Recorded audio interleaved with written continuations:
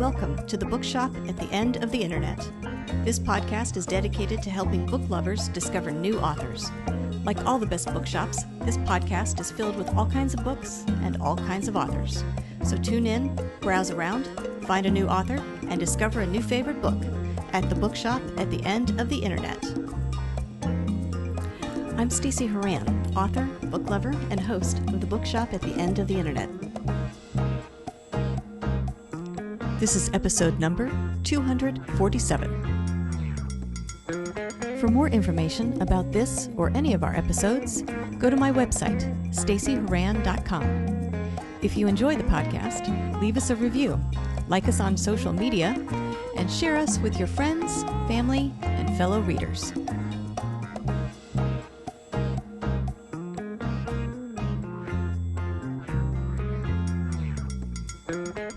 In today's episode of The Bookshop at the End of the Internet, I'm chatting with author Veeda Bybee about her new cookbook, A Few of My Favorite Things, Recipes Inspired by Family-Friendly Musicals. Once upon a time, Veeda Bybee was a food blogger, but the blog became too much work with family and other commitments, so she gave it up. This cookbook marks a return to writing about food and cooking, and she admits that it is a dream come true. During the pandemic, Veeda and her family began enjoying Family Musical Fridays, during which they watched a musical together, and Veeda prepared a recipe mentioned in the movie or inspired by the relevant time period or setting. By doing this, she found she was able to give her kids a good reason to try new foods. Family Musical Fridays were a big hit with her family, and they inspired her to create a cookbook featuring her family's favorite recipes and musicals. In this episode, I'll chat with Veeda about her writing journey, how she organized the cookbook following the structure of a musical, and how this cookbook differs from the other books she published this year, as well as a few other things. Coming up.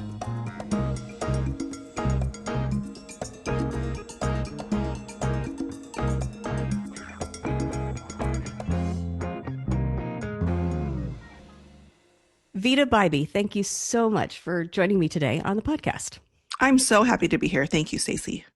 I thought what we could do today is talk about your new book. It's a cookbook titled A Few of My Favorite Things, Recipes Inspired by Family-Friendly Musicals. So tell us a little bit about this book and what inspired you to write it. Yes, this cookbook is just a dream come true. I primarily work as an author, mostly for children's books. So I have lots of my publishing professional experience in writing in fiction. Well, actually, I've written nonfiction as well. But once upon a time, I had a food blog, and I did have aspirations to do a cookbook, and I love food, but that was just so much work, and so I ended up dropping that. But it's interesting how things come full circle in your life. So during the pandemic, we were all just shut in and thinking of things to do.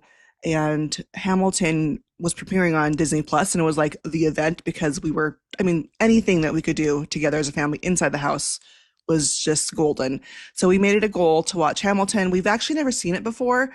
However, I had, and I still have them, but they were like middle schooler kids when Hamilton first came out, and they were now in high school. And we've had that soundtrack playing in our house for years. Like I've heard it from, front to end, but I've never seen it in the production, on stage or like on film. And so having that experience, watch it with them, it was mind blowing and opened up this experience of like, I wonder if this could be a good goal for us to watch more musicals. And I decided that we're going to do this. We're going to spend the next year watching a musical every weekend. And we called them Family Musical Fridays. We sometimes would do it on Saturdays, but it was just this really fun thing where it gave us something to look forward to at the end of the week, where like I feel like every day during that time was just like Blur's Day. It all just kind of went together. Like Monday was like Thursday, And so I would spend time thinking of what musical to watch, what recipe to cook from the musical. We'd pick recipes either like mentioned in the musicals or maybe from that time period. And that became just a really fun thing to do collaboratively together. And so how this became a cookbook was that I was talking with a publisher, and they really wanted to work with me, and I was excited to work with them too. And they mentioned, like, we really like food. If you happen to have any recipes we could add to the end of maybe one of your novels, we could do that. And I mentioned, well, I actually, I love food too. We actually spent this whole, past year doing recipes for musicals, and they're like, why don't you pitch us that? And so I did, and that's how it came to be. It was unexpected, but a really great opportunity. Let's talk about some of these, and I have it here. So, and the names of these are great. Let me see. I'm looking for, oh, spoonful of sugar, strawberry drop scones. And we've got Bob Cratchit's smooth mashed potatoes and pink lady lemonade. That's awesome. Von Trapp schnitzel with noodles. And of course, Violet's blueberry hand pies. So, full and fair disclosure, I did bake the chocolate hobnobs. Oh, okay. Have you had Yes, hobnobs before? I have. We had lived in Okay. England for a while, and they were Yeah. one of my favorites over there. So when I saw the recipe, I immediately started baking it.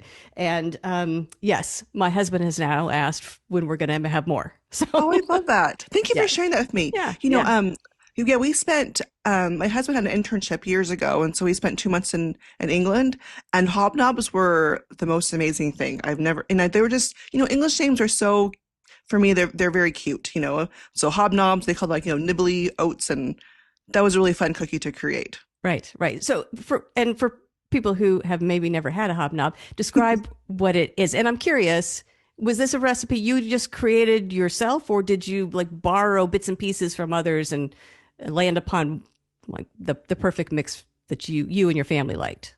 Yeah, so hobnobs they're primarily an oat biscuit or cookie, biscuit's the English word, and it's very thin and they're a crunchy cookie. And so they come in different varieties. You can just have them as just the oat cookie itself, and they're a circular shape. We like ours with chocolate because I don't know, chocolate's always a winner. It makes things better. Yes. And so for this recipe, we make the oat cookie, and then we'll dip the or spread chocolate on the top of that cookie. And when I was thinking about this recipe, it's I was thinking of other inspiration, and I did seek other inspirations, but it is primarily, I went through many rounds of recipe testing, and I came upon this version for us, and I really like it too. So thank you. I'm so glad you know what a hobnob is, Stacey. I That's do. I amazing. do. Big fan. So let's talk about there are a lot of things I want to talk about. I think first let's talk about process Okay. for this because process for writing a cookbook might be slightly different from say writing a romance or thriller or any other sort of book. There's certainly research involved, and I want to talk about the research, how you decide upon recipes and how you decided upon the musicals and all that stuff in a bit. But let's talk about the actual process. So walk us through. Let's assume you have selected a recipe and a musical, and you've got it all tied together, and you understand what the goal is. Maybe how does it come about? How much trial and error? Who do you get to test? I mean, how many rounds do you go through? And I imagine it's difficult to actually write the recipe. Anybody who's tried to write it, it's difficult. It's like writing directions. You have to be very specific and yet not overwhelm people with detail. Well, thank you for even having that insight. It is very difficult, which is why I did the food blog for a couple of years, and I decided this was just too much work. I think for me, I love how you have a process question. So it shows to me, because I know you have a lot of authors on here, and you have those kind of questions, and I love that because I love to know how other people do things. So it is, but it was different than my regular writing, but at the same time, it wasn't. Like there's many drafts I had to do, and I'm someone who I do outline. Like I don't have a huge, I mean, I plot, but I don't have a structure where I break every single thing down, but I do have to follow when I'm writing a fiction story, a chapter by chapter outline. I think it helps me organize my thoughts and not get too sidetracked. So I did the same thing for the cookbook too, where I had to come up with the formula first of how to organize a cookbook. And so that was like maybe one of the first things, like, I mean, yes, picking the musicals and the recipes too, but in terms of like, how am I going to structure this cookbook? Because I feel like there's a narrative arc in this too, Mm-hmm. Yeah. just like other cookbooks. Are you familiar with a chef? Her name is, or a cook, her name is Dory Greenspan. She Mm-hmm. is my favorite baker, and I could read her cookbook, and I have just like at night as I'm reading a novel. I just love her voice. And she writes in the head note like a little bit of a story, but she's just so friendly and approachable. And I feel that I wanted to have that too. I wanted to have this approachable voice in the cookbook as well. So luckily, I've had some experience before, but it was work kind of fine tuning that and making things, you know, that way. So when I was breaking it down, I decided, instead of just doing just breakfast, lunch, and dinner, how can I make that a musical thing? So I broke it up into musical acts. So like breakfast is like, the inner or there's an intermission for one of the acts, and breakfast is like I forgot what I called it. Let me look that up really quick. But I think it was like the overture. And so that's what it's, I wrote here the French word for opening. The overture is an introduction to the musical, usually a melody of the various tunes that will be part of the production or the prep work. And so I have the first section of like, what kind of tools you need. So that was kind of fun, like when it all fit that way. And so like the opening number was breakfast. Cause you start off a musical with like, what's your big opening number? So I use that for that one. And then, for each recipe, knowing which ones would be good for the musical, but also many of the recipes in the book overlap with each other. So you can use the same recipe for Mary Poppins and My Fair Lady, because they're both British.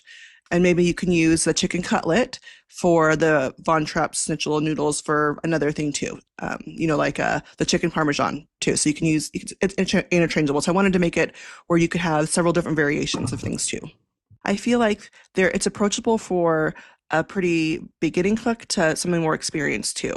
So, cooking is one of those things where it can feel so intimidating, and I don't want anyone to think like, if they wanted to make a musical moment if they wanted to do this, like they don't have to make a whole meal for the musical. Just making one recipe is enough where it creates a memory, like 'cause they're sharing just one food and the show together. And I think that will be enough to create a lasting memory with your family or friends or whoever you want to watch that with too.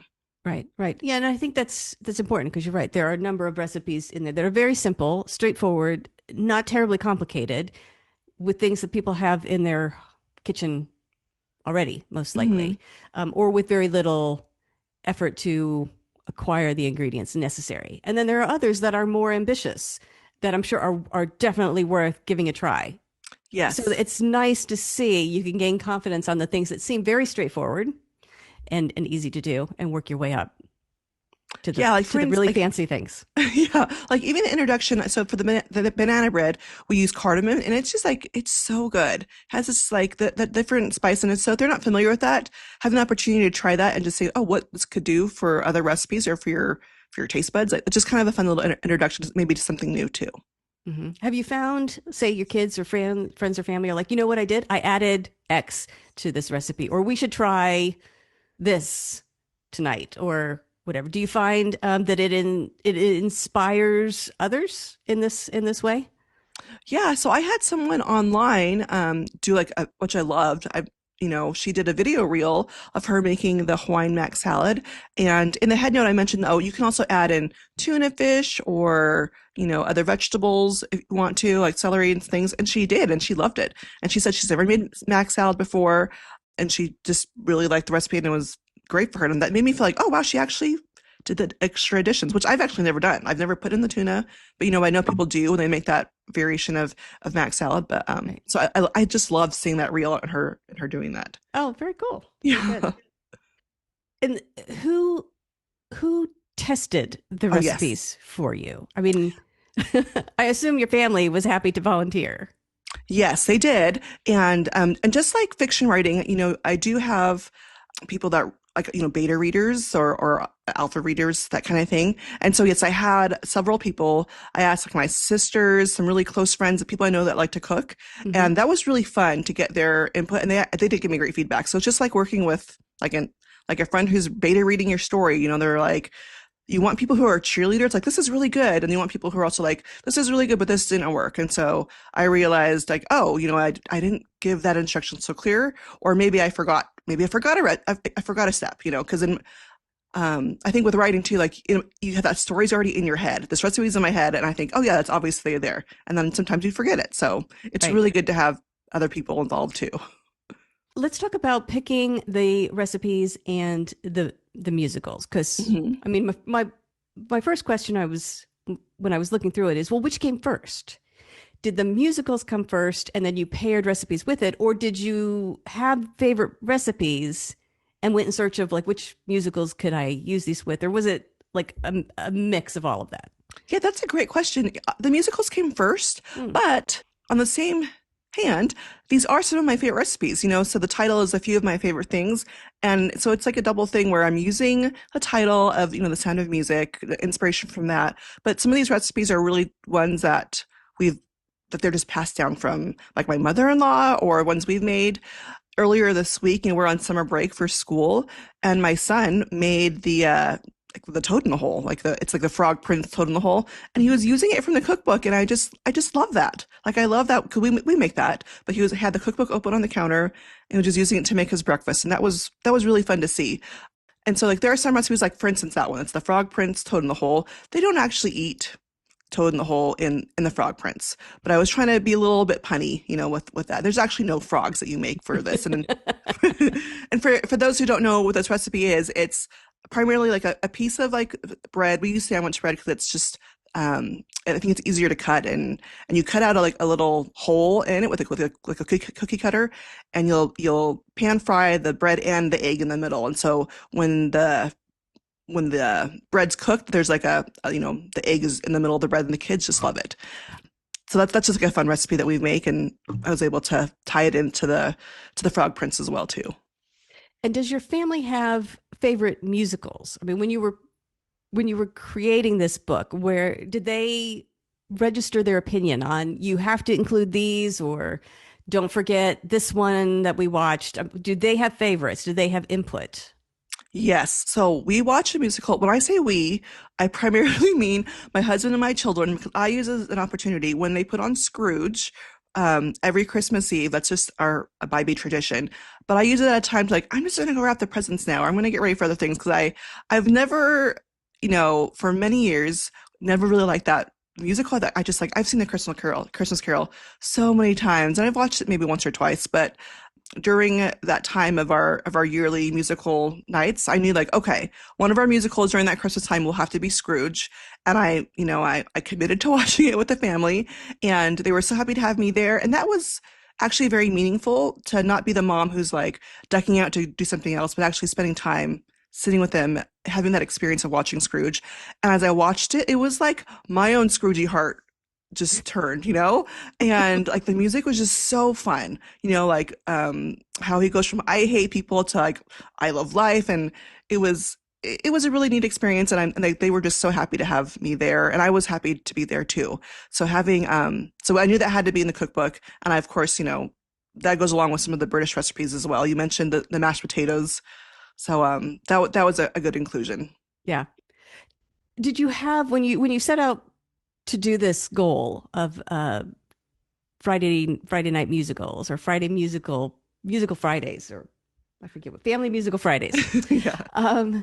Did you have 52 or whatever musicals already picked out? Did you end up having to really go searching through the archives to find musicals that you thought everybody would enjoy that were also family friendly, because you were going to be watching this with, at the time, middle schoolers?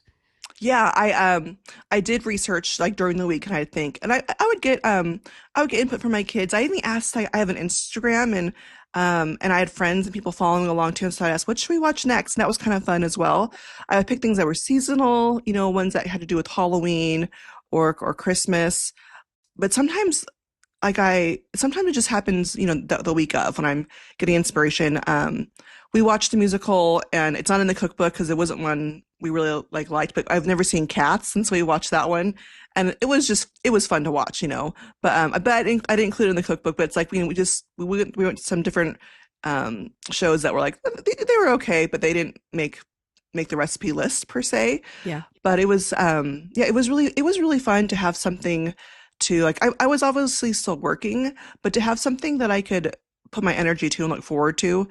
I would research and think, okay, what are we going to watch this week, and kind of figure out recipes, because some of the musicals I just wasn't familiar with, or if I've never seen it before, I didn't know as well if what recipes were included. So I did have to look through lyrics, or look through, I think I was like deep diving to see like 1 month we spent watching a bunch of High School Musical because that didn't come in the cookbook as well, but we watched a lot of that. I've never seen that before, but my middle schooler, she just was a big fan, and there was High School Musical the series coming out at the same time too, and so that was a fun thing to do with her. And I think I made a recipe. It was for like a tuna noodle casserole, but it was actually in maybe one of the later ones, but I didn't know, so we made it for the first one. So there's like things like that that didn't line up perfectly, but it was still so much fun. Yeah.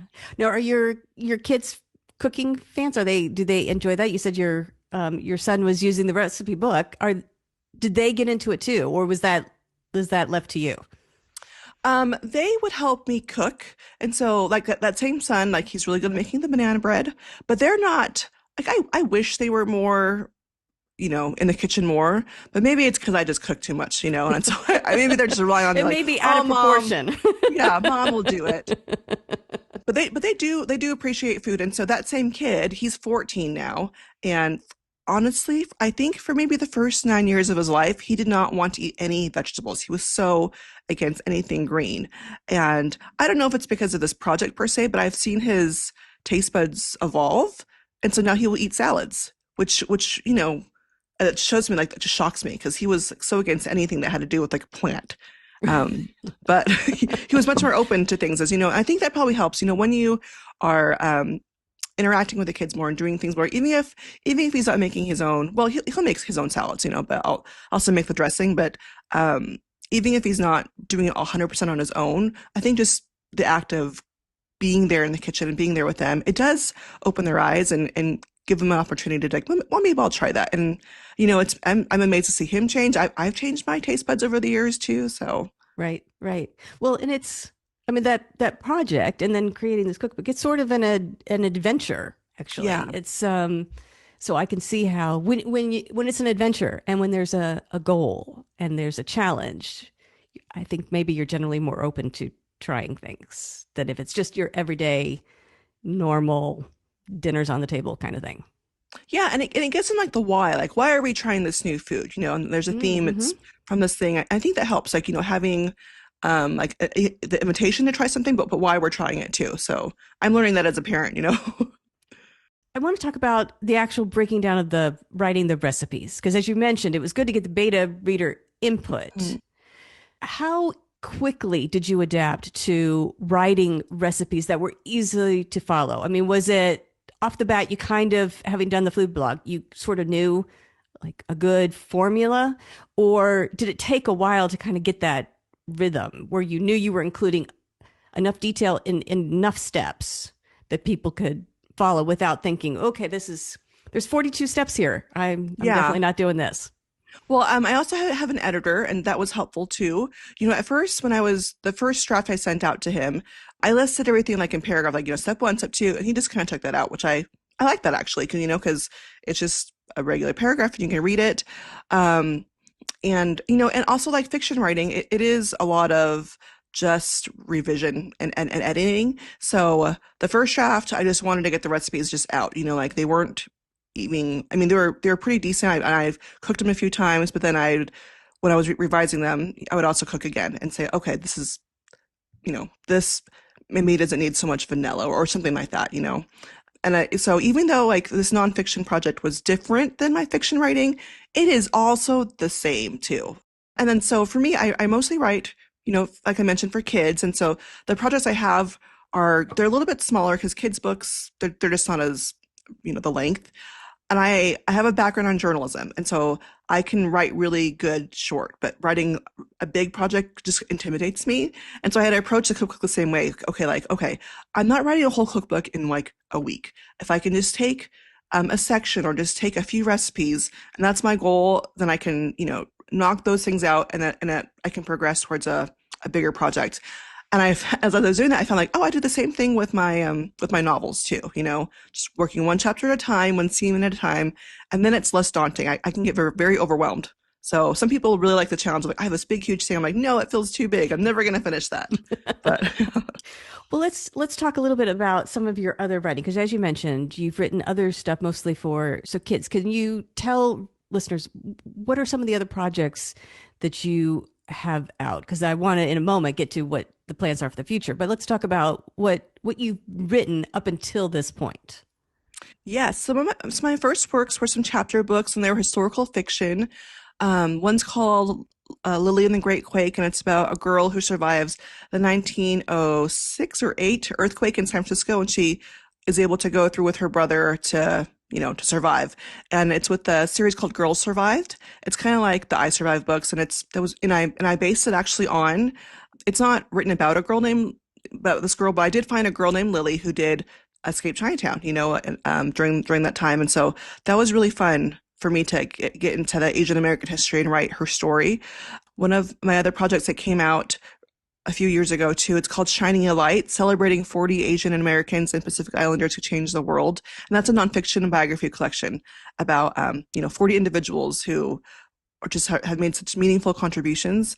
And with that, so I wrote the biography, and then the illustrator, her name is Victor Nye, and she did the illustrations, and it's just so beautiful. I'm just so proud of that project. I love her work. She has this really great illustrative quality where it looks like the person's realistic, but she just adds so much depth to each portrait. So I just love that project so much. I'm also a co-writer for a series called Team Awkward. This was really fun. It came out this year. My friend Joy McCullough and we are team writing this book. The first one came out in January. The next one actually comes out in a couple of weeks, and then that's book two. And it's about four girls who have like a very embarrassing first day of middle school, and so they all just like flee into a hidden locker room only they can see, and so it becomes like their safe space. And they call themselves Team Awkward. So each of the book is about each of the girls. We had the first one out in January, second out in June, and we're working on those two. And then I have a middle grade novel coming out in October as well. So this has been a very busy publishing year for me, Yes. like more than I've ever had, and I'm just very grateful for it. But so in October, I have a book called The Invincible List of Lonnie Lee, and this comes out in October. It's a middle grade book about a girl who uses Chinese mythology and their story, these invincible brothers, to make a list to give herself more courage. And she's able to do some really brave things like face this band concert she's going to for in London, but also enter in the Cooper's Hills cheese race in honor of her brother. So it's just that was a really fun one to do. So I'm excited for that to come out too. So So you've been busy. yes. So in addition to maybe, I don't know, possibly a small vacation for yourself, what do you have planned going forward? Are there works in progress, things you mentioned you're working on the rest of the Team Awkward series, Mhm. but do you have plans? Do you have a list of things you want to do? Are there more cookbooks planned?